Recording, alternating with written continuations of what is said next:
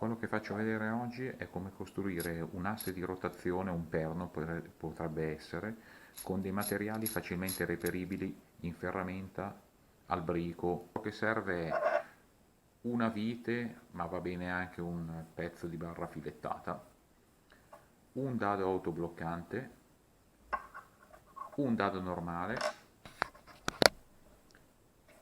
una rondella spezzata e un dado. Questi si chiamano dadi di giunzione, anche sono quelli che si utilizzano per unire le barre filettate. Anche questi sono facilmente reperibili sia in brico che in ferramenta. Se vogliamo costruire un perno di misura M8, questa qua è una M8, avremo bisogno, oltre a una vite o una barra filettata M8, un dado di giunzione M10, perché deve essere più grande, perché deve entrare la vite deve entrare nel dado di giunzione, ma non si deve avvitare, deve avere del gioco. Come facciamo adesso a questo punto per fare questo perno? Io voglio fare un perno con un'uscita sola. Allora faccio vedere. La barra filettata, la vite, va inserita all'interno del dado di giunzione. Questo adesso avrà un gioco e non girerà in modo corretto.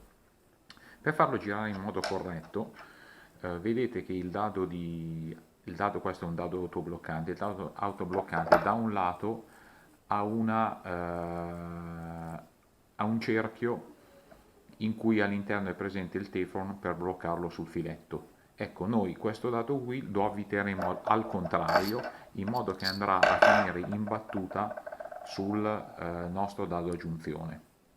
Per fare questo, poiché il dado autobloccante è fatto per essere avvitato nella direzione della filettatura e il teflon serve a bloccarlo, quando sarà nuovo occorrerà avvitarlo sopra la nostra vite, sopra il nostro bullone, in modo da fargli prendere il filetto sul teflon. Naturalmente quando si avvita il dado si arriverà a un certo punto che con le mani non si riesce più ad avvitarlo. Quindi lo blocchiamo con una pinza e con una chiave gli diamo qualche giro di filettatura. Ecco, una volta avvitato qualche giro, importante che il filetto esca dalla parte superiore del teflon, lo possiamo svitare nuovamente. A questo punto riprendo il mio bullone, inserisco il dado a giunzione. Nella zona in cui ho il gioco, se volete, io lo consiglio, si può mettere un po' di grasso filante, tipo quello delle tapparelle, in modo che aiuta la lubrificazione se il perno dovesse girare sotto sforzo o a velocità alta.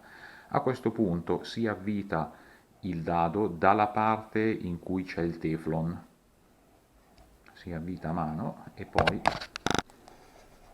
si avvita con la chiave.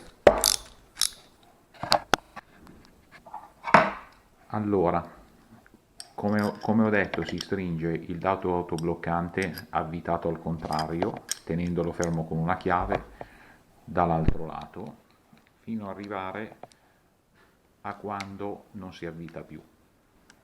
Quando è completamente avvitato e quindi è bloccato, si fa un quarto di giro indietro, in modo da lasciare un po' di gioco, e a questo punto il perno è fatto. Come vedete l'attrito è bassissimo, perché il dado a giunzione e quindi il perno scorre e tocca solamente dove il dado autobloccante ha l'anello e dall'altra parte sull'inserto conico della vite. A questo punto facciamo girare, si vede che gira piuttosto bene. Questo qua è un perno, come dicevo all'inizio, con uscita singola, ma naturalmente se prendiamo una barra filettata potremmo farlo anche con due uscite, quindi da quest'altra parte. Naturalmente facendo due uscite non ci vorrà la parte conica del bullone, ma si useranno due dadi autobloccanti avvitati nel medesimo modo di questo, ovvero con l'anello che va in battuta sul dado a giunzione. Poi naturalmente il perno potrà essere fissato in qualsiasi modo sulla vostra applicazione, o incollandolo o non so, saldandolo, quello dipende per cosa vi servirà. E questo è quanto. Cosa finale, dopo che avete fatto questo, il perno regge già in questo modo, però se volete essere più sicuri, non volete che magari sotto uno sforzo notevole si sviti, non capita perché l'ho già provato e l'effetto bronzina che fa non è niente male, però a questo punto potete mettere una rondella spezzata con un dado standard in modo che la rondella va imbattuta sul lato autobloccante e lo tiene fisso nella posizione. Se vi è piaciuto questo video vi chiedo cortesemente di mettermi un like o meglio ancora se volete iscrivervi al mio canale siete benvenuti. Grazie, alla prossima, ciao.